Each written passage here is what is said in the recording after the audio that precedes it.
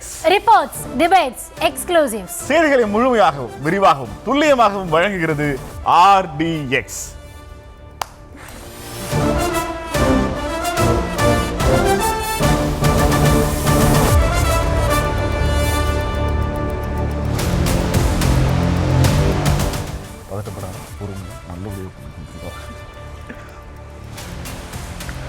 Reports, debates, exclusives RDX நிகழ்ச்சிக்கு உங்களை வரவேற்பதில் மகிழ்ச்சி. ஒவ்வொரு நாளும் நடக்கிற ஒரு முக்கியமான செய்தி, அந்த செய்தியை முழுமையாக உங்களுக்கு ரிப்போர்ட் செய்யணும். அந்த செய்தியில் நமக்கு சில சந்தேகங்கள் இருக்கும், அதை வச்சு நாமளே ஒரு டிபேட் செய்யறது.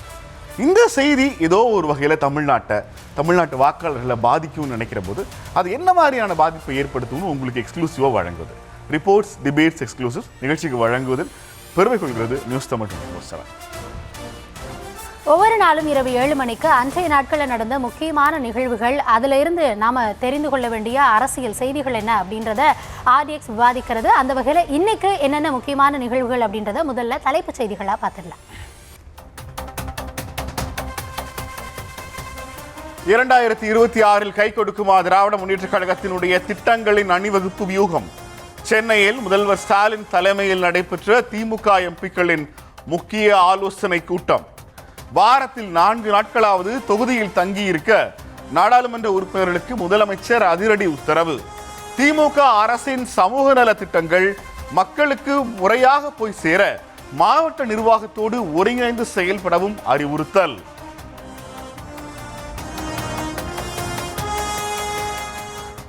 அதிமுகவை உடைக்க நினைக்கிறதா திமுக?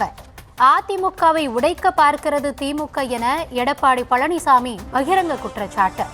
திமுகவில் பிளவு ஏற்பட்ட போது அண்ணா அறிவாலயத்தை காப்பாற்றியது அதிமுக என்றும் பேச்சு. அதிமுகவின் அலுவலகம் டெல்லியில் இல்லை, சென்னையில்தான் உள்ளது என கனிமொழிக்கு பதில்.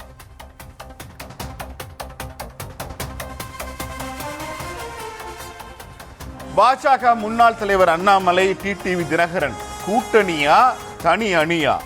சென்னையில் தினகரன் இல்லம் தேடி சென்று சுமார் 2.5 மணி நேரம் பேசியிருக்கிறார் அண்ணாமலை. மீண்டும் தேசிய ஜனநாயக கூட்டணிக்கு தினகரனை அழைத்ததாகவும் OPS-ஐயும் சந்திக்க போவதாகவும் அறிவிப்பு. தினகரனின் கூட்டணி விலகலுக்கு நயினார் தான் காரணம் என பேசப்பட்ட நிலையில் இந்த சந்திப்பு முக்கியத்துவம் பெறுகிறது.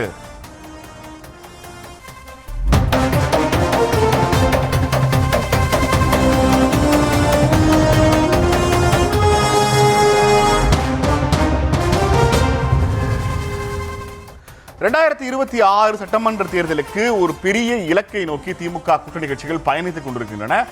ஆட்சிக்கு எதிரான மனநிலையை எப்படி சமாளிக்கிறது அப்படின்னு ஒரு கேள்விக்கு கடந்த 4 ஆண்டுகள்ல தமிழ்நாடு அரசு அமல்படுத்தி இருக்கிற சோசியல் வெல்ஃபேர் ஸ்கீம்ஸ் சொல்லப்படுகிற சமூக நல திட்டங்களை வீடு வீடாக கொண்டு போய் சேர்ப்பதை உறுதி செய்வது அப்படின்னு திமுக முடிவு செஞ்சிருக்கிறாங்க. இன்னைக்கு அவங்களுடைய எம்பிக்கள் கூட்டம் நடந்திருக்கிறது. திமுகவின் இந்த உத்தி கை கொடுக்குமா அவர்களுக்கு? வாங்க பார்க்கலாம். 2026 தேர்தலுக்காக எதிர்கட்சிகளான அதிமுக, தவேக, பாமக என அனைத்து கட்சி தலைவர்களும் பிரச்சாரத்துக்கு கிளம்பி விட்டார்கள். ஆனால் திமுக இன்னும் அதிகாரப்பூர்வ பிரச்சாரத்தை துவங்கவில்லை. மாறாக திமுகவின் பல நிகழ்ச்சிகள் மூலமாக பிரச்சாரத்தை தொடங்கிவிட்டதாக சொல்லி இருக்கிறது. இன்று அறிவாலயத்தில் நடந்த திமுகவின் எம்பிக்கள் கூட்டத்திலும் சட்டமன்ற தேர்தலுக்கான பிரச்சார வியூகங்களை வகுத்து கொடுத்திருக்கிறார் திமுக தலைவரும் முதலமைச்சருமான MK ஸ்டாலின். வாரத்தில் 4 நாட்கள் தொகுதியிலேயே தங்கி இருக்க வேண்டும். திமுகவின் முத்திரை திட்டங்கள் மக்களுக்கு கிடைத்ததை உறுதி செய்ய மாவட்ட நிர்வாகிகளோடும் நிர்வாகத்தோடும் ஒருங்கிணைப்பு பணிகளில் ஈடுபட வேண்டும் என உத்தரவு போட்டிருக்கிறார் முதலமைச்சர். முதல்வர் MK ஸ்டாலினின் திட்டங்கள் சார்ந்த இந்த தேர்தல் வியூகம் திமுகவிற்கு கை கொடுக்குமா? திட்டங்களை பார்த்து மக்கள் வாக்களிப்பார்களா என்பதை 2026 கை கொடுக்குமா திமுகவின் திட்ட வியூகம் என்ற விவாதம் மூலம் விடை தேடுகிறது RDX.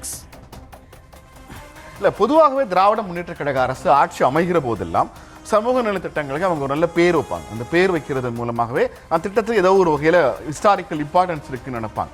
ஆனால் இப்படி ஒரு திட்டங்கள் வாயிலாக ஒரு அரசை கொண்டு போய் சேர்க்கிறதுங்கிறது 1996, 2001 ரொம்ப சிறப்பாகவே நடந்தது. ஆனால் அந்த தேர்தலில் அவங்க ஆட்சி வாய்ப்பை இழந்துட்டாங்க.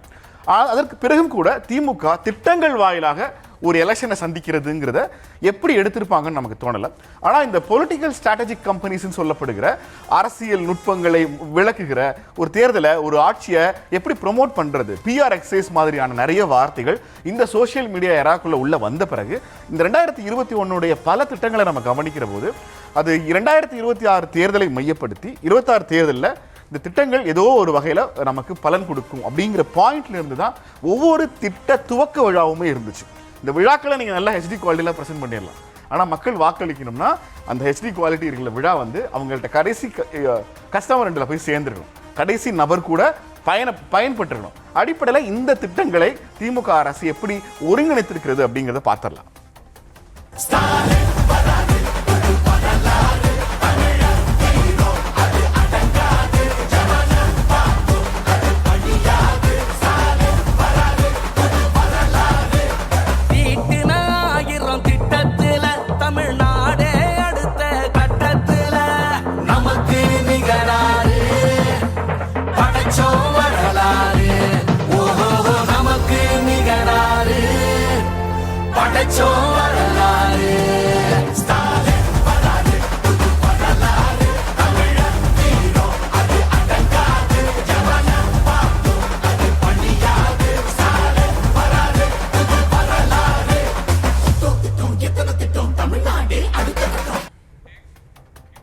ஒவ்வொரு திட்டங்களையும் ரொம்ப ப்ராப்பராக பிளான் பண்ணி பண்ணியிருக்கிறாங்க. இந்த சூழலில் இந்த திட்டங்களால் மட்டுமே திமுக அரசு ஆட்சிக்கு வந்துருமா, திட்டங்களை மட்டும் வச்சு வாக்காளர்கள் வாக்கு கொடுத்துருவாங்களா, நமக்கு டவுட் இருக்கு. இதே கேள்வியாக முன் வச்சிருக்கோம். ஆர்டிசி எழுந்திருக்கிற பெருங்கேள்வி ஒன்று நீங்கள் பார்க்கலாம். அரசு திட்டங்கள் மூலமாக பிரச்சாரத்தை மேற்கொள்கிறதா திராவிட முன்னேற்ற கழகம்? இந்த கேள்வி ரொம்ப முக்கியமான கேள்வி. எஸ் கௌதமி, தொடக்கத்திலிருந்தே அப்படியே பார்த்துட்டே இருக்கீங்க, என்ன நினைக்கிறீங்க? இல்லை, என்ன மாதிரி நம்ம எடுத்துகிட்டு போகிறோம் அப்படின்றத இது பண்ணிட்டா தமிழக மக்கள் இது போன்ற திட்டங்களை எப்படி இதுவரைக்கும் வரலாற்றில் பார்த்துருக்காங்க அப்படின்றதையும் நம்ம பார்க்க வேண்டியிருக்க. தமிழகத்தை பொறுத்த வரைக்கும் திராவிட கட்சிகள் பல ஆண்டுகளாக ஆட்சியில் இருக்காங்க. திமுகவாக இருக்கட்டும், அதிமுகவாக இருக்கட்டும், இரண்டுமே திராவிட கட்சிகள் மாறி மாறி ஆட்சிக்கு வராங்க. அவர்களுடைய செயல்பாடு எப்படி இருக்குது அப்படின்னு பார்க்குறப்போ பெரும்பாலும் மக்கள் நலன் சார்ந்த திட்டங்களை எக்ஸிக்யூட் பண்ணுறதுல இரண்டு கட்சிகளும் சலைத்தவர்கள் அல்ல அப்படின்றத கடந்த கால ஆட்சிகள் நிரூபித்திருக்கிறது. குறிப்பாக இப்போது திமுக பதவியில் இருக்காங்க, நல்லாட்சி செய்கிறாங்க, அவங்க திட்டங்களை வகுக்கிறாங்க அப்படின்றத தாண்டி மக்கள் அடுத்த முறை யாருக்கு வாக்களிக்கிறாங்க அப்படின்றப்போ இந்த 2016 தவிர்த்து பார்த்தீங்கன்னா மாற்றி மாற்றி வந்திருப்பாங்க. ஸோ பெரும்பாலும் இவங்க இவ்வளோ திட்டங்களை செஞ்சுருக்காங்க, அதனாலேயே இவங்களே ஆட்சி தொடரணும் அப்படின்னு அவங்க மனநிலை இருந்ததா அப்படின்னா மக்கள் அப்படி யோசிக்கலை. அதிமுக வந்தாலும் மக்கள் நலன் சார்ந்த திட்டங்களை செய்ய போகிறாங்க அப்படின்னா அவங்களுக்கு வாக்களிச்சிருக்காங்க. அதிமுக பல திட்டங்களை, தொட்டில் குழந்தை திட்டம், இது போன்ற திட்டங்களை செயல்படுத்தினாலும் அடுத்து அவங்களே தொடர்ந்து இருக்காங்களானா கிடையாது, திமுகவுக்கு வாக்களிச்சிருக்காங்க. ஒட்டுமொத்தமாக பார்க்கிறப்போ மக்கள் அரசாங்கங்கள் செய்கிற திட்டங்களை தாண்டி இவங்க கொண்டு சேர்க்கிறாங்க, அதையெல்லாம் தாண்டி மக்கள் என்ன நினைக்கிறாங்க அப்படின்றதையும் நம்ம பேச வேண்டி இருக்கிறது. இப்போ நீங்கள் கேட்ட மாதிரி அரசு திட்டங்கள் மூலமாக பிரச்சாரத்தை மேற்கொள்கிறதா திமுக? இதுதான் நம்மளுடைய முதல் பெரும் கேள்வி. அதாவது முதல்ல திமுக தங்களுடைய பிரச்சாரத்தை ஒவ்வொரு தெருக்கள்லையும் இந்த முறை ஆரம்பித்தாங்க. இருந்த கேள்வியே என்ன அப்படின்னா, அப்போது பிரச்சாரத்தை துவக்கிறாங்க, இந்த முறை அரசியல் களத்தில் தங்களுடைய பிரச்சாரத்தை எப்படி திமுக கட்டமைக்கும் அப்படின்ற ஒரு கேள்வி இருந்தது. ஆனால் அவங்களுடைய பிரச்சாரத்தையும் தாண்டி பாஜக எதிர்ப்பை முன்னிலைப்படுத்தி இருந்தார்கள். அப்போவே விமர்சனம் என்ன வைக்கப்பட்டதுன்னா, 2019, 21 தொடர்ந்து 24 வரைக்குமே பாஜக எதிர்ப்பு அப்படின்றது திமுகவிற்கு கை கொடுத்திருக்கும். ஆனால் இந்த சட்டப்பேரவை தேர்தலில் இது சட்டமன்றத்திற்கான தேர்தலாக இருந்தாலும் திமுக பாஜக எதிர்ப்பையே முன்னிலைப்படுத்துகிறது அப்படின்ற ஒரு வாதம் முன்வைக்கப்பட்டது. ஆனால் ஈக்குவலான ஸ்ட்ரென்த்தில் அவங்க திட்டங்களையும் முன்வைக்கிறாங்களா அப்படின்றப்போ அந்த பாஜக தரப்புல இருந்த கேள்விகளை எங்களை விமர்சிக்கிறாங்களே, ஏன் திட்டங்கள் நீங்கள் இவ்வளோ செஞ்சுருக்கீங்கன்னு சொல்கிறீங்களா, அப்போ அதை எடுத்துகிட்டு போய் மக்கள்கிட்ட சொல்லல, அது இருந்தாலே உங்களை காப்பாற்றிட மாட்டாங்களா மக்கள் அப்படின்ற பார்வை வச்சாங்க. இன்னொன்று முக்கியமானது, இப்போ திட்டங்கள்லாம் சொல்கிறாங்கல்ல, திமுக உறுப்பினர்கள் சேர்க்குறாங்க, திட்டங்கள் எல்லாம் உங்களுக்கு சேர்ந்துச்சா, மகளிர் உரிமை தொகையில் காசு வாங்குறீங்களா அப்படின்லாம் போய் கேட்குறப்போ மக்கள் சொல்கிறாங்க, ஆமாம் வாங்குகிறோம், அதுக்காக உங்களுக்கு ஓட்டு போடணுமா அப்படின்ற கேள்வி மக்கள் மத்தியில் இருந்து வருது. அப்போது மக்கள் என்ன நினைக்கிறாங்கன்னா, இது அரசாங்கம் செய்ய வேண்டிய கடமை, அதை தான் அவங்க செய்கிறாங்க, அதை தாண்டி இதை செய்கிறனாலேயே நாங்கள் ஓட்டளிக்கணுமா அப்படின்ற இடத்துல மக்களுடைய கேள்வி இருக்கு. அப்போது இது டைரெக்டாக இட்ஸ் டைரக்ட் ப்ரொபோஷனல் டு ஓட்டிங்கா அப்படின்னா மக்கள் இல்லை அப்படின்ற பதிலை சொல்கிறாங்க களத்தில். அரசாங்கம் என்னுடைய உழைப்புக்கு இல்லை சமூகத்தில் எனக்கு இழைக்கப்பட்ட அநீதிக்காக நான் பார்க்குற வேலையை காம்பன்சேட் பண்ணுறதுக்கு எனக்கு நிவாரணம் கொடுக்குது, உதவித்தொகை கொடுக்குது, உரிமை தொகை கொடுக்குது. இதெல்லாம் அரசாங்கத்தோட கடமை. அரசாங்கத்தோட கடமையை அது செய்து அதுக்காக நான் ஓட்டு போடணுமான்னு யாராவது உங்கள்கிட்ட கேட்டிருந்தாங்கன்னா, உங்கள்கிட்ட கேள்வி கேட்ட அந்த நபர் தமிழ்நாட்டு அரசியல்ல மிகவும் தெளிவான ஒரு வாக்காளர்னு நம்ம எடுத்துக்கலாம். ஆனா இந்த தெளிவான வாக்காளர் அந்த காரணத்துக்காகவே ஓட்டு போட மாட்டேங்கிற ஒரு டிசிஷனுக்கு வரமாட்டார். நீங்க திமுக இந்த முறை ஆட்சிக்கு வந்த போது ரொம்ப டெக்னிக்கலா சில ஒர்க்ஸ் பண்ணிருக்காங்கன்னு நான் நம்புறேன். அவங்க ஒரு வீட்டை எடுத்துக்கிறாங்க, ஒரு தெருவில் ஒரு வீடு இருக்கு. நீங்க வீட்டுக்கு வெளியில் இருக்கிற சமூகத்துக்கு ரோடு போடுறது, பைப்பு தண்ணி கொண்டு வருகிறது, ப்ராப்பர் மின்சாரத்தை கொடுக்கறது, பக்கத்தில் பள்ளிக்கூடங்களை அமைக்கிறது, மருத்துவமனைகளை அமைக்கிறது, போக்குவரத்து வசதி ஏற்படுத்தி கொடுக்கறது, வேலைவாய்ப்பை உருவாக்குறது, ஒரு குறைந்த விலையில் ஒரு ரேஷன் கடைகள், காய்கறி கடைகள், மானிய விலையில் மற்ற எல்லாவற்றையும் கிடைக்கிறதுன்னு நிறைய பர்பஸ் இருக்கு. ஆனால் கவர்மெண்ட் என்ன பிளான் பண்ணுதுன்னா, ஜெயலலிதா அவர்களுடைய மறைவுக்கு பிறகு ஜெயலலிதாவுக்கு இயல்பாகவே பெண் வாக்காளர்கள் அபரிவிதமான உண்டு. நீங்கள் வந்து ஒவ்வொரு வீடுகள்லையும் என்னப்பா அந்த அம்மா எவ்வளோ தைரியமா ஆண்கள் மட்டுமே இருக்கிற ஒரு அரசியல்ல அப்படி எந்திரிச்சு வந்து நிற்கிறாங்கல்ல, யாருக்கும் பயப்படாமல் இருக்காங்கல்ல, யாருப்பா ஊழல் பண்ணல. ஜெயலலிதாவை ஒரு பெண்ணாக ஆதரிக்கிறதுக்கு பெண் வாக்காளர்கள் மத்தியில் ஒரு அபரிவிதமான ஆறா இருந்தது ஜெயலலிதா. ஜெயலலிதா மறைவுக்கு பிறகு அந்த வாக்குகளை எப்படி பொதுவாகவே திமுகவுக்கு பெண் வாக்காளர்கள் இல்லைங்க. வரலாற்று எடுத்து படிச்சீங்கன்னாவே திமுகவுக்கு பெண் வாக்காளர்கள் பெரிய அளவில் கணிசமா வாக்களிச்சுதான் வரலாறு இல்லை. ஆனா ஜெயலலிதா மறைவுக்கு பிறகு ஸ்டாலின் ஒரு இடத்துல என்ன பண்றாருன்னா, மகளிர் சுய உதவி குழுக்களோட எண்ணிக்கையை கணிசமான அளவுக்கு அதிகப்படுத்துறாரு. அதே போல பெண்களை டார்கெட் பண்றாரு. மகளிர் உரிமை தொகை அப்படின்னு ஒன்று அறிவிக்கிறாரு. இந்தியா முழுக்க அது ஒரு பெரிய பேசுபொருள் ஆகுது. அது எப்படி வேலை செஞ்சாங்கன்னா காசு கொடுக்கலாம், அவங்க வீட்டில் சும்மா உட்காந்துருப்பாங்க, அவங்களுக்கு மாசம் மாசம் நம்ம 1000 ரூபாய் தரணுமா அப்படின்னு கேட்ட கட்சிகள் எல்லாம் தங்கள் மாநிலங்கள்ல அது ஒரு திட்டமாவே அறிவிச்சிட்டாங்க. ஆனா அதற்கு முன்னாடி இந்த அரசு 2021 பதவியேற்றதற்கு பிறகு அவங்க சொல்றாங்க இல்லையா, இதெல்லாம் வந்து நாங்க வாக்குறுதியில தரல ஆனா நிறைவேற்றிருக்கோம் அப்படின்னு பல திட்டங்களை அடுக்குறாங்க. முக்கியமா சிக்னிஃபிகண்டா இதெல்லாம் வந்து யாரை கேட்டாலும் இந்த ஆட்சியில நிறைவேற்றப்பட்டது அப்படின்னு மக்கள் மனசுல சில திட்டங்கள் பதிஞ்சிருக்கும்ல. முக்கியமா இந்த முறை திமுக என்னென்ன திட்டங்களை பெரும்பான்மை மக்களுக்கான திட்டங்களாக பார்க்கப்படுது அப்படின்னு பார்க்கிறப்போ, இந்த 2021 இருந்து இந்த 26 காலகட்டத்தில் ஆனதுல வந்து நீங்க முதல்ல சொல்ற மாதிரி அந்த கலைஞர் மகளிர் உரிமை தொகை பெரும் தாக்கத்தை தமிழகத்துல மட்டுமில்ல பிற கட்சிகள்ல எதிர்கட்சிகளாக கருதப்படக்கூடிய தேசிய அளவிலான கட்சிகள் கூட அது அவங்க மாநிலத்தில் அறிமுகப்படுத்தியிருக்காங்க. தொடர்ந்து விடியல் பயண திட்டம், விடியல் பயண திட்டம் அப்படின்னு பேசும் பொழுதே முதல்ல வந்து இதுல பல விடியல் பயண திட்டம்னு சொன்னா யாருக்கும் புரியாது. It's called Stalin bus. ஊர் பக்கம் வந்து ஸ்டாலின் அப்படின்னு சொன்னா இன்னும் நல்லா தெரியும். லப்பர் வந்து படத்துல பாத்தீங்கன்னா அந்த படத்துல வந்து ஒரு பாட்டு வர்ற மாண்டேஜ்ல பின்னாடி வந்து அந்த பிங்க் கலர் பஸ் வருது.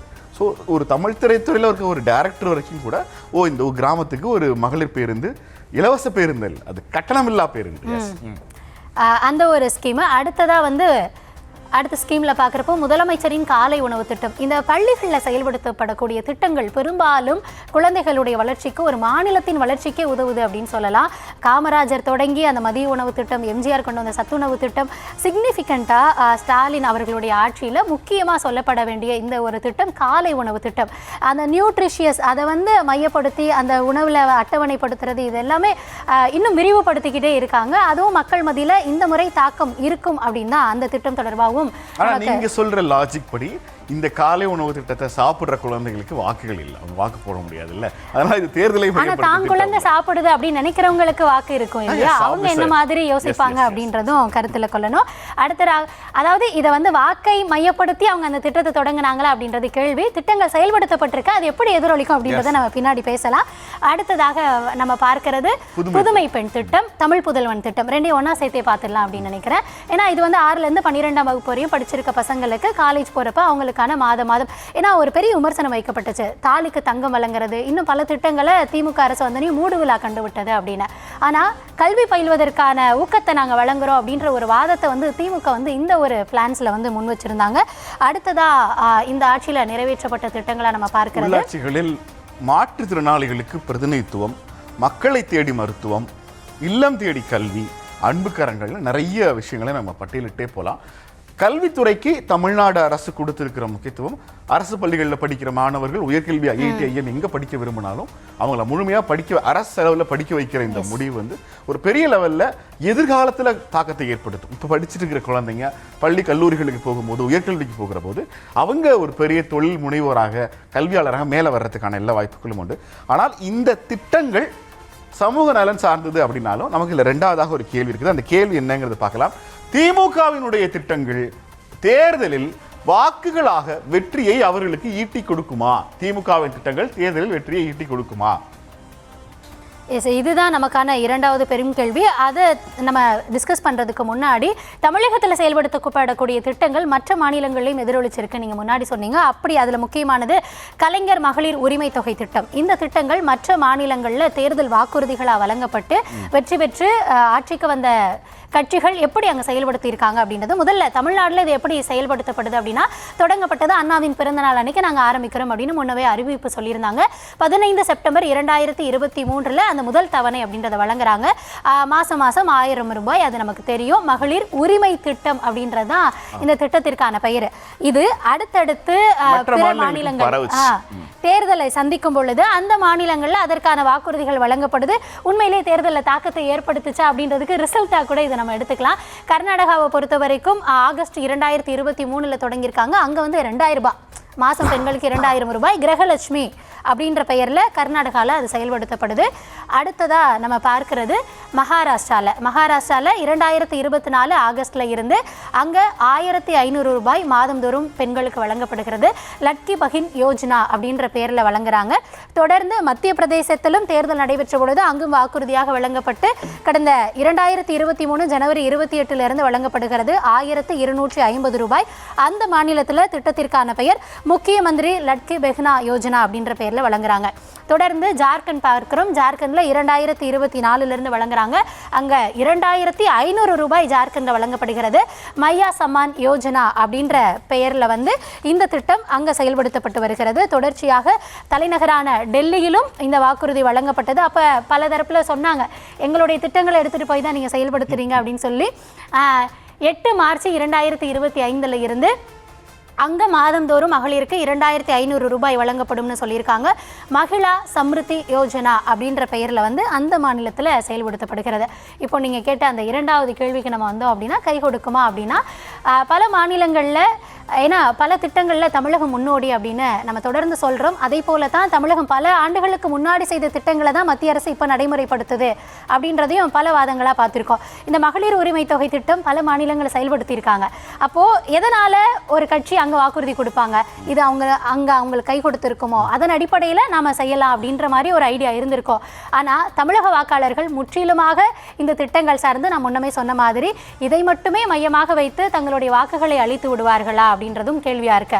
ஏன்னா அரசியல் நேரம் நெருங்க கட்சிகள் தங்களுடைய அந்த கூட்டணி அமைக்கிறதுல இருந்து இன்னும் பிற விஷயங்களையும் அவங்களும் கவனம் செலுத்துறாங்க.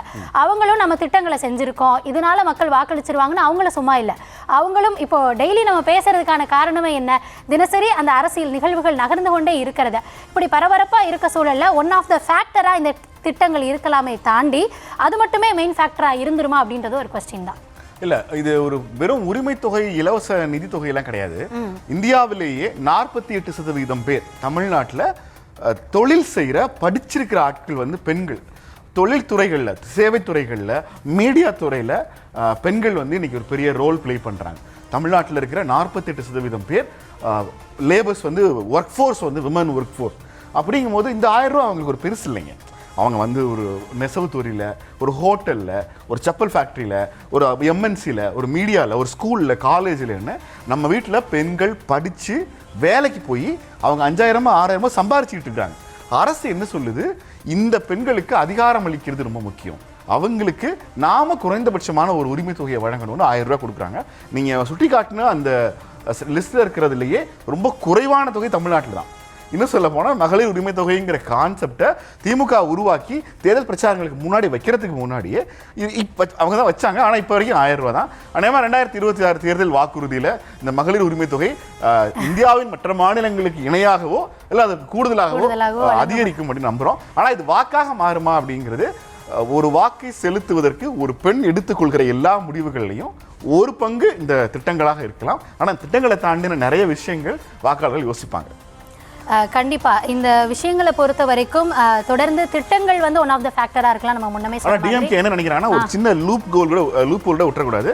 திட்டங்கள் யாருக்கெல்லாம் போய் சேர்ந்துருக்கோ கரெக்டாக கொண்டு போய் அவங்க ஓட்டு போடுறாங்க போடல ரெண்டாவது பட்சம், இந்த திட்டம் யாரை டார்கெட் பண்ணுச்சோ டார்கெட் பண்ண ஆளுக்கு கொண்டு போய் திட்டத்தை சேர்த்துரு, அப்புறம் மீதியை பார்த்துக்குவோம். ஒரு கேம் கிடைக்காதவங்களுக்கு வந்து எங்களுக்கு தரலையே அப்படின்ற மன வருத்தத்தை தொடர்ந்து பதிவு செய்யறாங்க. அதுவுமே களத்துல ஒரு அரசு திட்டத்தை எடுத்துட்டு வந்தீங்கனாலே அது ஏதோ ஒரு வகையில் எதிர்கேள்விகளை உருவாக்கும், அதிருப்தியை உருவாக்கும், எதிர்ப்பு மனநிலையை உருவாக்கும். ஏன்னா இந்த திட்டத்தை முழுமையா செயல்படுத்தி முடிக்கிறதுக்கு ஒரு கால அவகாசம் வரும். திமுக அரசு என்ன சொல்றாங்க, ஒரு குடும்பத்தில் அப்பாவுக்கு ஒரு குடும்பத்தில் அப்பாவுக்கு ஒரு பென்ஷன், அம்மாவுக்கு மகளிர் உரிமை தொகை, பையனுக்கு தமிழ் புதல்வர், பொண்ணுக்கு புதுமை பெண், இவங்க பஸ்ஸில் போகிறதுக்கான இந்த எல்லா விஷயங்களையும் ஒரு குடும்பமாக கவர் செய்யும் போது உனக்கு வந்துருச்சா எனக்கு வரலன்னு பக்கத்து வீட்டில் ஒரு பெரும் பொறாமை கூட எழுவதற்கு வாய்ப்பு இருக்கிறது. தமிழ்நாடு அரசு திட்டங்களின் வாயிலாக பயனாளர்களை நேரடியாக சந்தித்து அவற்றை முழுமைப்படுத்துவதுன்னு ஒரு டார்கெட்டில் இறங்கியிருக்காங்க. பார்ப்போம் இப்படி ஒர்க் அவுட் ஆகுதுங்கிறது.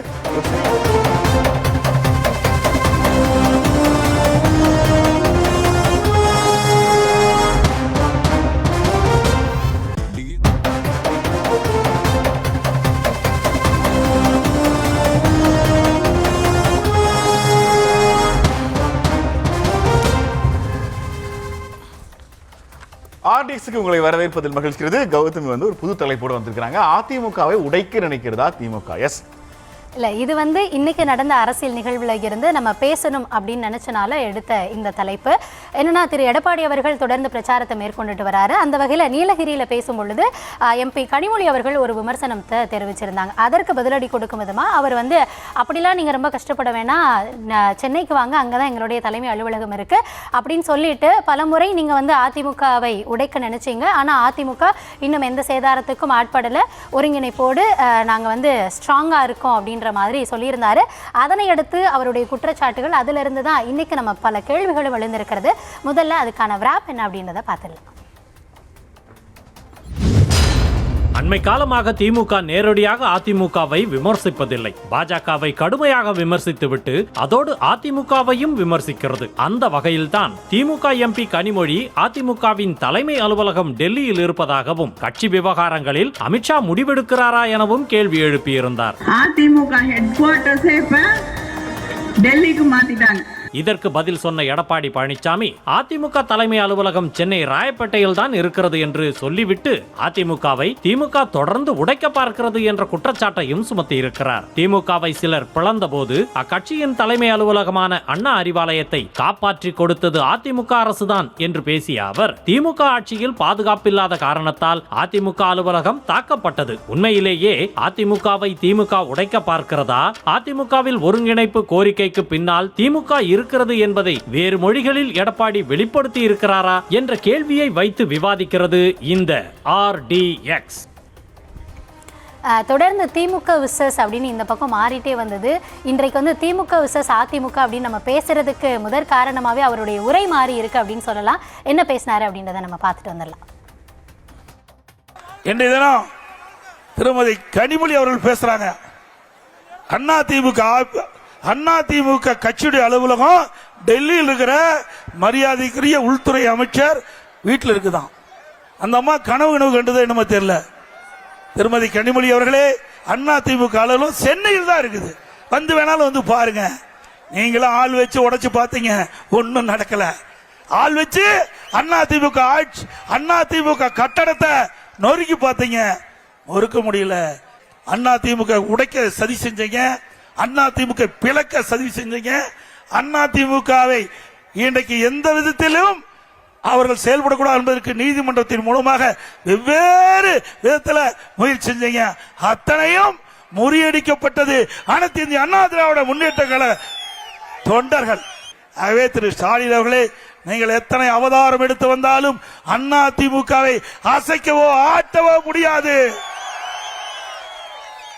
அத்தனை தொண்டலும் அனைத்து இந்திய அண்ணா திராவிட முன்னேற்ற கழகத்தை தாங்கி பிடித்துக் கொண்டிருக்கின்றார். எத்தனையோ பேரை கொம்பு சிவி கொண்டிருக்கின்றீர்கள். ஆகவே நீங்கள் எத்தனையோ வழியை பின்பற்றிக் கொண்டிருக்கின்றீர்கள். அனைத்து இந்திய அண்ணா திராவிட முன்னேற்ற கழகத்திற்கு எவ்வளவோ சோதனை ஏற்படுத்திக் கொண்டிருக்கிறீர்கள். அத்தனை சோதனையும் இங்கே இருக்கின்ற மக்கள், கழக நிர்வாகிகள், தொண்டர் மூலமாக தூள் தூளாக்கப்படும். உண்மையிலே கை தட்டுறோம் போல இருந்துச்சு. நீங்க அவர் தூள் தூள் சொல்லும் போதே நான் கை தட்டிட்டேன். இல்ல, எனக்கு என்ன சந்தேகம் வந்துருச்சு அப்படின்னா, இத்தனை நாளா நம்ம பேசிட்டு இருந்தோம் அதிமுகவுக்குள்ள தலைமைக்கு யார் வரணும் அப்படின்றதுல ஒரு சண்டை நடக்குது. ஓபிஎஸ் அவர்கள், டிடிவி அவர்கள், அவங்க எல்லாம் வந்து அதிமுகவை கைப்பற்றணும் அப்படின்றதுல தொடர்ந்து களத்தில் இருக்காங்க. அதுக்கான ஒரு டஃப் ஃபைட் கொடுக்குறாங்க அப்படின்னு பேசிகிட்டு இருந்தோம். அவர் டெல்லிக்கு போகிறதுக்கு முன்னாடி கூட பேசியிருந்தார் கை கூலி அப்படின்றப்போ. நீங்கள் கூட அந்த கைக்கு கூலி யார் கொடுக்குறா, பாஜகவை சொல்கிறாங்களா இல்லை டிடிவி ஓபிஎஸ் சொல்கிறாங்களா அப்படின்றப்ப இன்னைக்கு புதுசாக அவர் சொல்லியிருக்காரு, எங்களை உடைக்கிறதுக்கு திமுக சதி பண்ணுது அப்படின்னு சொல்லியிருக்காரு. உங்கள் கருத்து என்னவா இருக்குது இதில்? இல்லை, ஒரு கட்சி ஆளுங்கட்சியாக அதிகாரத்துக்கு வரணும். அவங்க வந்துட்டாங்க அப்படின்னா அவங்க அடுத்து என்ன செய்வாங்கன்னா அவங்களே அந்த ஆளுங்கட்சியாக இருக்கணும்னு நினைப்பாங்க. இதான் ஆப்வியஸ். அதிகாரத்துக்கு வருகிறவர்கள் அவங்களோட பெரிய எதிர்பார்ப்பே அதிகாரத்தில் நம்மளே இருக்கணும், நம்மளே நல்லது செய்யணும். நம்மளே நல்லது செய்யணும்னா என்ன செய்யணும்? எதிர்கட்சின்னு ஒன்று இருக்கக்கூடாது. ஆனால் ஆப்வியஸாக எதிர்கட்சின்னு ஒன்று இருக்கும். அப்போ அந்த எதிர்கட்சிகளை பிளக்க பார்ப்பாங்க. இது எல்லா ஊர்லேயும் எல்லா நாடுகள்லையும் நடக்கிற ஒன்று. அதிகாரத்திற்கு வருவதற்கும் வந்த பிறகு அதிகாரத்தை தக்க வச்சுக்கிறதுக்கும் ஒரு ஆளுங்கட்சி எல்லா வேலைகள்லையும் ஈடுபடத்தான் செய்வாங்க. ஒன்றிய அளவில் பாஜக அரசு எத்தனை மாநிலங்களில் எத்தனை மாநில கட்சிகளை பிளந்திருக்காங்கன்னு நமக்கு தெரியும். ஏறக்குரிய அது irrespective of the political parties, இந்த இன்டென்ஷன் ரூலிங் பார்ட்டிக்கு அப்படி தான் இருக்கும். அதனால் இந்த முறை எனக்கு ரொம்ப ஆச்சரியமாக இருக்கிறது. எடப்பாடி பழனிசாமி அவர்கள் அதிமுகவை முடக்கிறதுக்கு திமுக முயற்சி பண்ணுது அப்படிங்கிற ஒரு கோரிக்கையை, ஒரு குற்றச்சாட்டை முன்வைக்கிறாரு. எனக்கு உண்மையில் அது ரொம்ப ஆச்சரியமாக இருக்கிறது. இல்லை என்னன்னா பொதுவாக வந்து தமிழக அரசியல் களம் திமுக விசஸ் அதிமுக அப்படின்னு தான் இத்தனை தேர்தல்கள் இருந்திருக்கிறது. சில இதில் மூன்றாம் அணி தோன்றி இருந்தாலும் களம் வந்து திமுக விசஸ் அதிமுக. இருதரப்பிலுமே வந்து அவங்க அந்த இடத்துக்கு வேற யாராவது ரீப்ளேஸ் பண்ணுவாங்களா அப்படின்னா இப்பவும் என்ன சொல்லப்படுது அப்படின்னா எங்களுக்கு எதிரி அதிமுக தான், அதிமுகவுக்கு எதிரி திமுக தான், அவர்களை எதிர்த்து தான் நாங்கள் அரசியல் பண்ணுறோம், எங்களை எதிர்த்து தான் அவங்க அரசியல் அப்படின்னு சொல்லிட்டே இருந்திருப்பாங்க. ஆனால் எனக்கு இருக்க கேள்வி, இந்த இடத்துல திமுக உண்மையிலேயே அதிமுக வலுவடைந்து அது சிதறிவிட வேண்டும் அப்படின்ற அந்த கட்டத்துக்கு போவாங்களா? அப்போ அந்த இடத்துக்கு அவங்க போனாங்கன்னா இன்னொரு இடத்துக்கு அந்த பிளேஸ்க்கு வரதுக்கு பாஜக ரெடியாக இருக்குது. அப்போ திமுக அந்த மாதிரியான ஒரு அரசியலை விரும்புவாங்களா அப்படின்ற ஒரு துணை கேள்வியும் நமக்கு எழுது. இதுல இருந்து இரண்டாவது ஒரு பிக் கொஸ்டின் இருக்கு, அது என்ன அப்படின்றதையும் நம்ம பார்த்துடலாம். முதல் கேள்வி நான் இன்னும் கேட்கவே இல்லை. முதல் கேள்வி கேட்டேன். ஆமாம் சாரி, இன்னைக்கு இவருடைய உரையில இருந்து எடப்பாடி சவால் விடுவதை போல அதிமுக வலுவா உள்ளதா அப்படின்றத அந்த கேள்வி. பொதுவாகவே எதிர்கட்சியாக ஒரு கட்சி இருக்கும் பொழுது ரெண்டு பேரும் வந்து இப்படி இந்த இதுல வச்சு கை வச்சு பலம் யாருக்குன்னு பார்ப்பாங்கல்ல. வலு இருக்கிறதுங்கிறதுக்கு என்ன அடையாளம்? ஏதோ ஒரு வகையில ஒரு டெஸ்ட் வேணும்ல. அதிமுக எப்படி வலுவா ஒரு இயக்கம் வலுவா இருக்குங்கிறதுக்கு உங்க அளவுகோல் என்ன?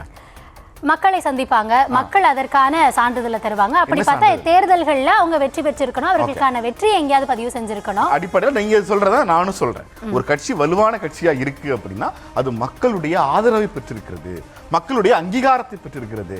இந்த ஆதரவு அங்கீகாரத்தை எப்படி நம்ம மைக்கு எடுத்துட்டு போனாலும் ஆளுக்கு ஒன்று சொல்லுவாங்க. மக்கள் ஆதரவும் அங்கீகாரமும் வெளிப்படையாக வெளிப்படுகிற ஒரே அமைப்பு தேர்தல். நாடாளுமன்ற தேர்தலில் அதிமுக வலுவா இருந்தாங்களா? சட்டமன்ற தேர்தலில் வலுவா இருந்தாங்களா? உள்ளாட்சிகளில் வலுவாக இருந்தாங்களா?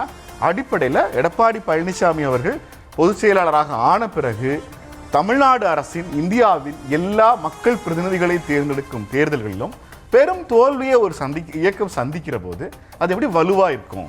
அப்போ நமக்கு இந்த ஒரு கேள்வி வரும். என்ன கேள்வினா, வெறும் ஒரு அரசியல் கட்சியை தேர்தல் வெற்றி தோல்வியை மட்டும் வச்சு நீங்க வந்து அது வலு இல்லைன்னு சொல்லிட முடியுமா? திராவிட முன்னேற்ற கழகம் கலைஞர் தலைமையிலேயே 13 ஆண்டு காலம் ஆட்சிக்கு வராமல் இருந்திருந்தாங்க. அப்ப வெறும் தோல்விகள் மட்டுமே ஒரு தேர்தலை நிர்ணயிக்குமா அப்படின்னு கேட்டா இல்ல.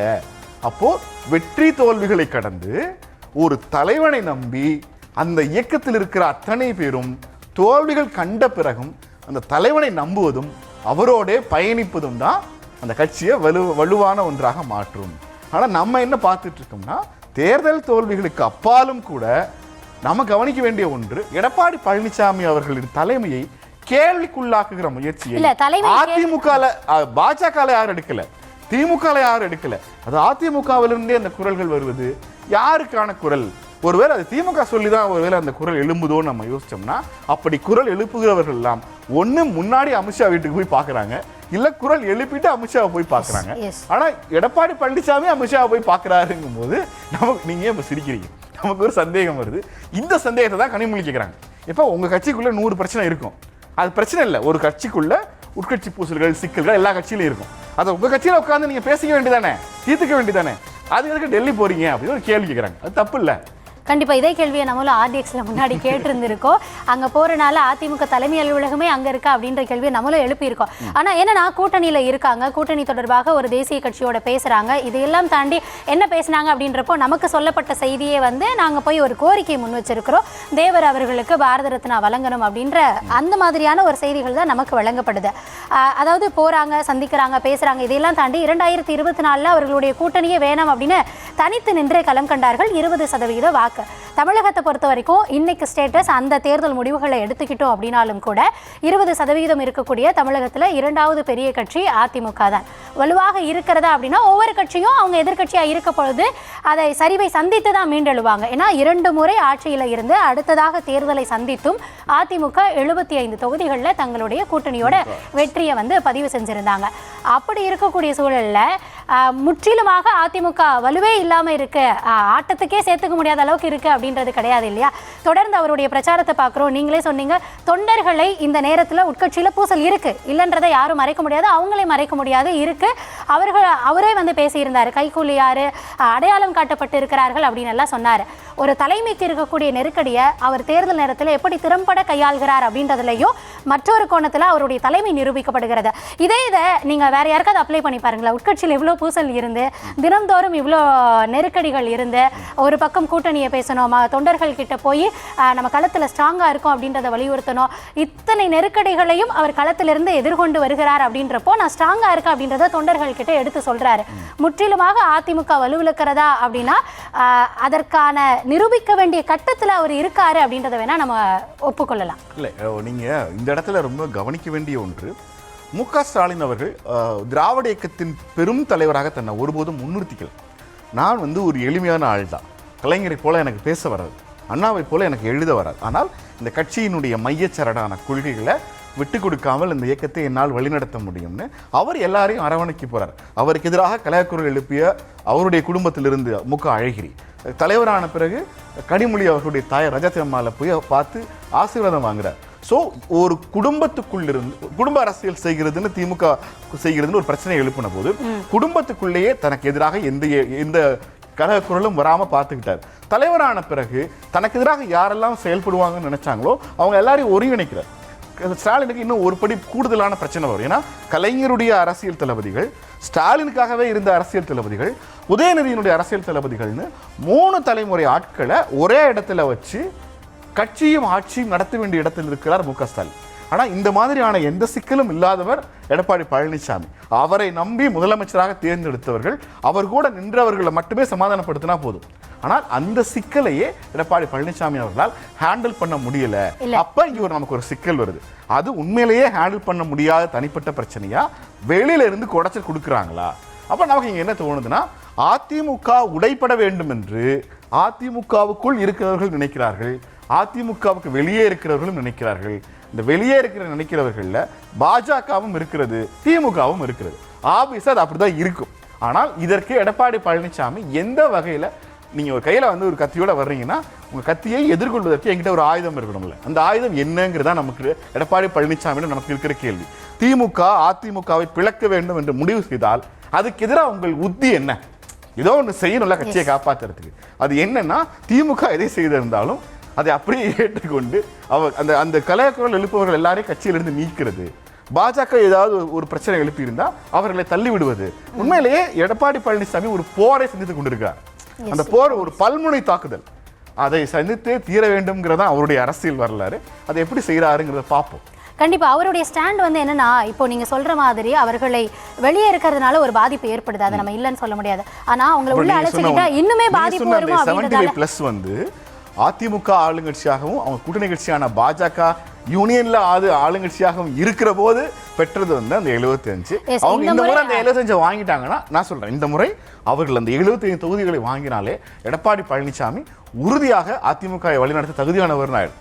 ஏன்னா 2 பேருமே இப்ப இங்க எதிர்கட்சி இல்லை, குறைஞ்சபட்சமா இங்க எதிர்கட்சியாக இருந்து இதில் சந்திக்கிறார். அப்படிங்கும்போது அவர் ஆட்சிக்கு வருவது வெற்றி பெற்றார்னா அவர் தமிழ்நாட்டு தலைவராயிருவார் ஆப்வியஸா. ஆனால் 2021 பெற்ற அந்த 75 தொகுதிகளை திரும்ப ஒருவேளை எடப்பாடி பழனிசாமியால் எதிர்கட்சியாக கூட திரும்ப பெற முடிந்தா அவர் அதிமுக வழிநடத்துவதற்கான தகுதியான தலைவராக மாறிவிடுவார் நான் சொல்றேன். ஏன்னா அது அந்த பொலிட்டிக்கல் கால்குலேஷன்ல 75ங்கிறது ரொம்ப பெரிய நம்பர். இப்பவுமே 2021 மாதிரியே இப்பவும் பெரிய நம்பர். எஸ், தொடர்ந்து இந்த விஷயத்தில் இன்னொரு கேள்வியை நம்ம பார்த்துட்டோம் அப்படின்னா அதை டிஸ்கஸ் பண்ணலாம். ஆர்டிஎக்ஸில் இந்த விஷயத்தில் அடுத்ததாக நம்ம பார்க்குற கேள்வி, அதிமுக வலுவிழக்கிறது அப்படின்றத திமுக தினமுமே தலைப்பு செய்தியாக மாற்றுதா? வலுவிழக்கிறது அதிமுக அப்படிங்கிறதே ஒரு பிரச்சாரமாக செஞ்சுக்கிட்டு இருக்கீங்களேப்பா, இது நியாயமா அப்படின்னு கேட்குறாங்க. உண்மையிலேயே இந்த பிரச்சாரத்தை ரொம்ப தெளிவாக சரியாக செய்கிறது யாருன்னா அதிமுக. நீங்கள் திமுக பத்திரத்தை நம்ம நிகழ்ச்சி ஆர்டிஎக்ஸ் நிகழ்ச்சி ஆரம்பித்ததுலேருந்து ஒவ்வொரு நாளும் நம்ம காலைல மீட்டிங் நடக்கும், இன்னைக்கு என்ன பேசலான்னு. வரும்போதே தலைவர்கள் நம்ம தொண்டர்கள் நம்முடைய மீட்டிங்ல என்ன பண்ணுவாங்க, அதிமுக செங்கோட்டையன் சொல்லியிருக்காரு, ஓபிஎஸ் சொல்லியிருக்காரு, டிடிவி சொல்லியிருக்காங்க. ஏதோ ஒரு தலைப்பு, ஒரு பெரிய ஹாப்பனிங்ஸ் வந்து அதிமுக உட்கட்சி பிரச்சனையாகவே இருக்கிறது. இதை வந்து திமுக தான் டிசைன் பண்ணுதா? நீங்க சொல்லுங்க ஒருத்தனை. இல்ல, அது வந்து உட்கட்சி பூசலாக இருந்தாலும் அது வந்து வலுவிலக்குது அப்படின்ற கோணத்துல இருந்து அவங்களுக்கு வந்து பிரச்சனை இருக்கு அப்படின்றதுல வந்து அதை வெளியே கொண்டு வந்து ஒரு பிம்பப்படுத்துறாங்க இல்லையா? அதை உருவாக்குறது. என்ன சொல்லுவாங்க, ஏன்னா செங்கோட்டையனுக்கு ஃபோன் பண்ணி ஸ்டாலின் வீட்டுல இருந்து எப்பா நீங்க போய் பாத்துருங்க, நீங்க தான் டார்கெட் அப்படின்னு சொல்லிடுவாங்கன்னு நினைக்கிறீங்களான்னு கேட்கிறேன். இல்ல அப்படி சொல்லுவாங்க அப்படின்றத நான் சொல்ல வரல. பட் அதிமுக நடக்கிறது அவங்களுடைய உட்கட்சி பூசல். எல்லா இடங்கள்லயும் எல்லா நேரத்திலையும் ஏதோ ஒரு சலசலப்பு இருக்கும். ஆனா அதை ஊடகங்கள் வாயிலாக நாம அதை செய்திகளா நம்ம கன்வே பண்றோம். ஆனா திமுக அதனை எப்படி கையாள்கிறது அப்படின்ற இடத்துல திமுக விசஸ் அதிமுக அப்படின்ற அந்த பஞ்சாயத்திலேயே இதை வந்து திமுக பக்கம் தள்ளுறதும், திமுக வந்து அதற்கு அச்சாரமாக, ஏன்னா இன்னைக்கு அவர் குறிப்பா பேசியிருந்தப்ப சொல்லியிருந்தாரு, பல காலகட்டங்களை நீங்க உடைக்க பார்த்தீங்க, அதிமுக அலுவலகத்துக்குள்ளேயே வந்தீங்க அப்படின்றப்போ குறிப்பா அவர் யாரை ஒப்பிட்டு பேசுறாரு, அன்றைய சூழல்ல. ஆமா, ஓபிஎஸ் சொல்றாரு, அன்னைக்கு அவருக்கு உறுதுணையா நீங்க இருந்தீங்க அப்படின்ற மாதிரியான ஒரு பார்வையை தான் அவர் அங்க வீசுறாரு. சோ அப்பத்துல இருந்தே இது அதிமுக வலுவிலக்கணும் அப்படின்றதா உங்களுடைய நோக்கமா இருந்ததா அவர் முன் வச்சாரு. உண்மையிலேயே அதிமுக வலுவிலக்கணும்ங்கிறது திமுகவோட நோக்கமா எனக்கு இருக்குமான்னு தெரியல. ஆனா அதிமுக வலுவிழந்தால் அந்த இடத்துல யாரை பொசிஷன் பண்ணலாம்னு திமுக இப்போ ஒரு ஐடியா இருக்கு. ஏன்னா திமுகவுக்கு பிரதான எதிர்கட்சியாக இப்ப தமிழ்நாட்டில் 3 கட்சிகள் முன்னாடி இருக்கிறாங்க. ஒன்னு அதிமுக அவங்களுடைய நிரந்தர எதிரி, தத்துவார்த்த எதிரி கிடையாது, அதனால அது பொலிட்டிக்கல் எலிமின்னு வச்சுக்கலாம். பாஜக கொள்கை அளவிலும் தத்துவார்த்த அளவிலும் நேரடி எதிரி. இப்போ அந்த 2 பேர் இல்லாத தாவேக்கான ஒரு பொசிஷன் புதுசாக வந்திருக்கு. ஸோ இப்போ திமுக அவங்க டிசைட் பண்ணலாம் இந்த 3 பேர்ல யார் எதிர்கட்சி. நீங்க சொல்ற மாதிரி அதிமுகவை குறிவைக்கிறதன் காரணமாக அதிமுக குறிவைக்குது, அதிமுக உட்கட்சி பிரச்சனை பற்றிய டெய்லி திமுக பேசிட்டு இருக்காங்கன்னா அவர்கள் அதிமுகவை எதிர்கட்சியாக கருதுகிறார்கள் அர்த்தம். அவங்க பாஜகவை எதிர்கட்சியாக கருதலைன்னு அர்த்தம், தாவேக்காவை எதிர்கட்சியாக கருதலைன்னு அர்த்தம். இப்போதுதான் தாவேக்காவை பற்றி விமர்சிக்க தொடங்கி இருக்கிறார்கள். உண்மையிலேயே அதிமுகவை உடைக்க வேண்டும் என்று அல்லது அதிமுக பிளவுபட வேண்டும் என்று திமுக நினைக்குமானா கண்டிப்பா நினைக்கும். ஆனா அதிமுக இப்ப நடந்துகிட்டு இருக்கிற காட்சிகளுக்கு அவங்க காரணமாங்கிறது மட்டும்தான் நமக்கு இருக்கிற சந்தேகம்.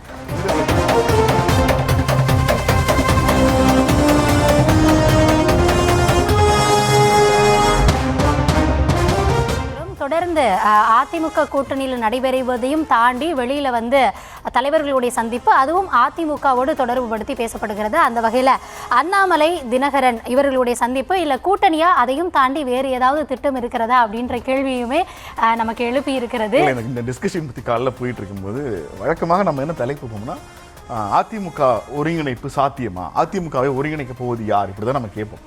கோகுல் நந்தாவும் வந்து பாஜகவை ஒருங்கிணைக்க போவது யார், உண்மையிலேயே தமிழ்நாடு பாஜகவில் எத்தனை பிரிவுகள் இருக்கின்றன, அது தனி அணியை சந்திக்க போறாங்களா? உண்மையிலேயே நீங்க சொல்ற மாதிரி அதிமுகவோட உட்கட்சி பிளவு கூட திமுக காரணம்னு சொல்லலாம். இப்ப என்ன பாஜகவோட உட்கட்சி பிளவுக்கு காங்கிரஸ் காரணம்னு சொல்ல போறீங்களான்னு எனக்கு தெரியல.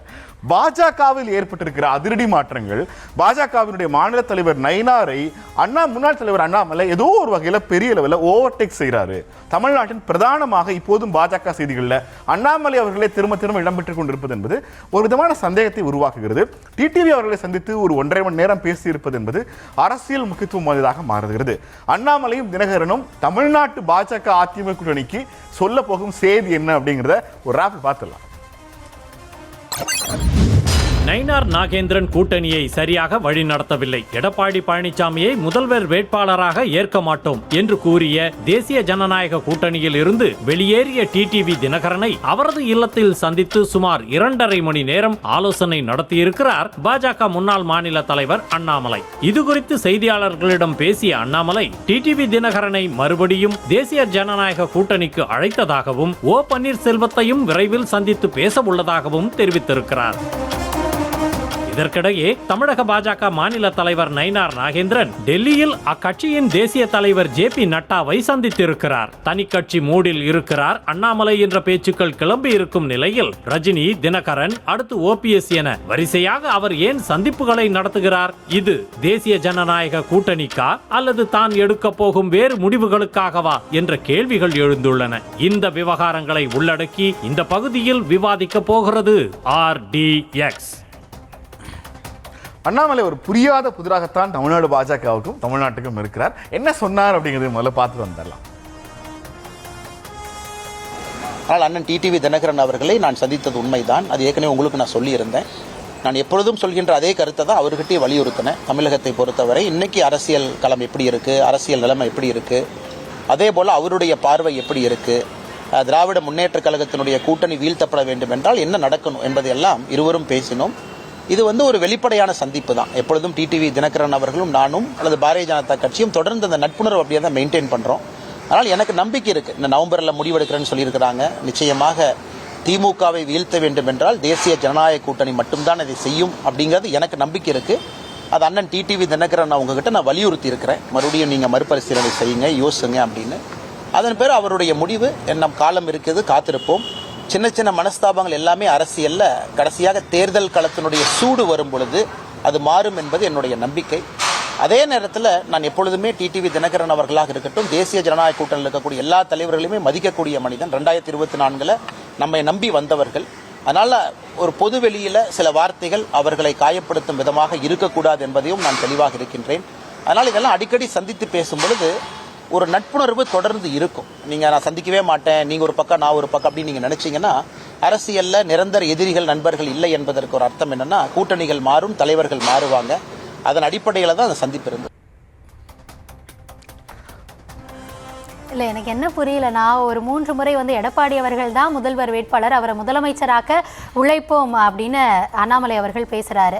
மறுபுறம் அவர் முதலமைச்சராக இருந்தால் நாங்கள் கூட்டணிக்கே வரமாட்டோம் முதலமைச்சர் வேட்பாளர் அப்படின்னா தினகரன் அவர்கள் உறுதிபட தெரிவிக்கிறாரு. அவரையும் போய் சந்திக்கிறாரு. இதை திரு அண்ணாமலை அவர்களால் மட்டும்தான் செய்ய முடியும் அப்படின்னு நான் நினைக்கிறேன். நீங்கள் பாகுபலி படம் பார்த்தீங்களா? பாகுபலி படத்தில் பல்வாள் தேவன் உட்கார்ந்துருப்பாப்ல. அவரது மனைவி அனுஷ்காவை கட்டி போட்டிருப்பாங்க. இவர் நீதி கேட்பார். இவர் சொல்கிறதெல்லாம் கரெக்டாக, இவர் சொல்வதெல்லாம் சரிதான் என்றாலும் நீதி வழங்குகிற இடத்தில் யார் இருக்கிறார் அப்படின்னு ஒரு கேள்வி கேட்கும்போது பல்வாள் தேவன் இருப்பாங்க, ராஜமாதா இருப்பாங்க. இவரே என்ன பண்ணுவார், கத்தி எடுத்து அந்த வெட்டிடுவாப்புல. நீங்கள் நல்லா கவனிச்சிங்கன்னா 2024 பாஜக கூட்டணியை உருவாக்கியவர் அண்ணாமலை. அண்ணாமலை தான் டிடிவி தினகரனுக்கு வாங்கன்னு கூப்பிட்டு சீட்டெல்லாம் கொடுத்து பிரச்சாரம்லாம் பண்ணி ஒரு 18% வாக்குகளை வாங்கியிருக்காங்க. அதில் சந்தேகம்லாம் இல்லை. இப்போது மாநில தலைவரை மாற்றியாச்சு. மாநில தலைவர் இப்போ நயினார் நாகேந்திரன். இப்போ கூட்டணியை அமைக்கணும்னா யார் போய் பேசணும்?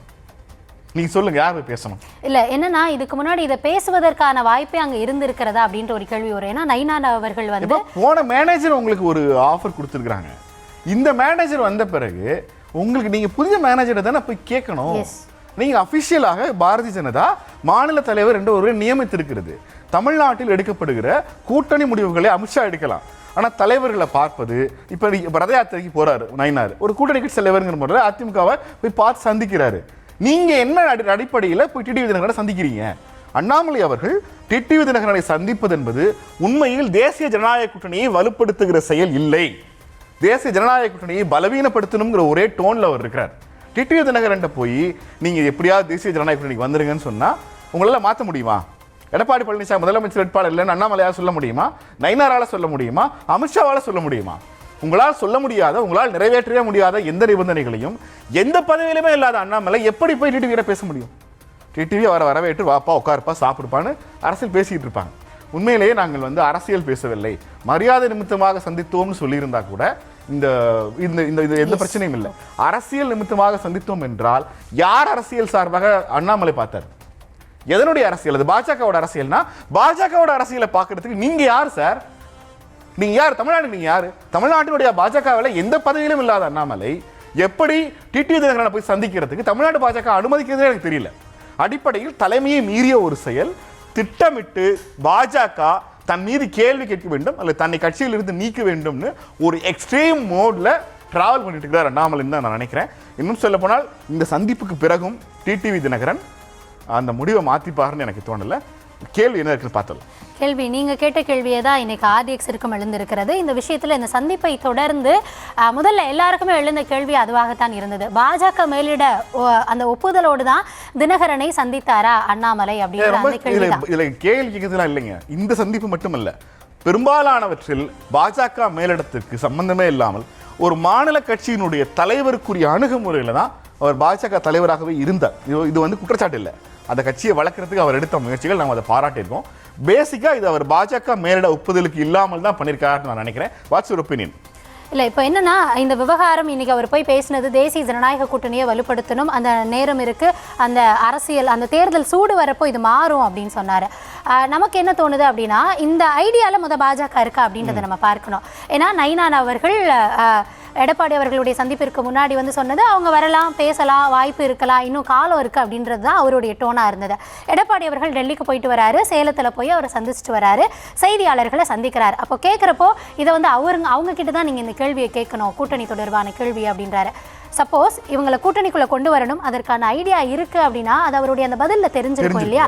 அவர் அதை சொல்லவே இல்லை. அப்போது மாநில தலைமையோ இல்லை மத்திய தலைமையோ இது தொடர்பான ஒரு ஐடியாவில் இருக்காங்களா அப்படின்றதே நமக்கு தெரியாத பொழுது அண்ணாமலை அவர்கள் இன்னைக்கு நயினார் இங்கேயும் இல்லை, அவர் டெல்லியில் இருக்காரு, ஜே.பி. நட்டாவை சந்திச்சாரு, தொடர்ந்து தன்னுடைய பயணத்துக்கான அந்த அழைப்பை வழங்கின இன்னும் சந்திப்புகள் இருக்குது அப்படின்னு சொல்லப்படுது. இந்த ஒரு நேரத்தில் அண்ணாமலை அவர்கள் நீங்கள் சொன்ன மாதிரியே இது தன்னிச்சையான சந்திப்பா, அவருடைய முடிவுலேயே அவர் போய் சந்திச்சிருக்காரா? இன்னும் அடுத்ததாக கேட்ட கேள்விக்கும் ஓபிஎஸ்ஸையும் நான் போய் சந்திப்பேன் அப்படின்னு சொல்லியிருக்காரு. இதையெல்லாம் தொடர்ந்து தான் அடுத்ததா ஒரு கேள்வி. நீங்க நினைச்சாலும் நீங்க என்ன நிறுத்த முடியாது. அதே பாகுபலி கதை தான். எங்கிருந்தாலும் அவன் அரசன் நான் பல்வால் தேவன் சொல்ற மாதிரி. எப்போ உன்னை துரத்தியாச்சு நீ அங்கே என்ன பண்ணிட்டு இருக்க அப்படின்னா நான் இங்கே ஒரு சாம்ராஜ்யம் நடத்திட்டு இருக்கேன்னு சொல்ற மாதிரியான ஒன்று. ரெண்டாவது கேள்விக்கு இன்றைக்கு அண்ணாமலை தினகரன் கூட்டணியா தனியனியா ஆர்டிஎஸ்க்கு எழுந்திருக்கிற ரெண்டாவது பெரிய கேள்வி, நயினாரை எதிர்ப்பவர்களே அண்ணாமலை சந்திப்பது ஏன்? அப்படி போய் சந்திக்கிறதுன்னு ஆயிடுச்சு.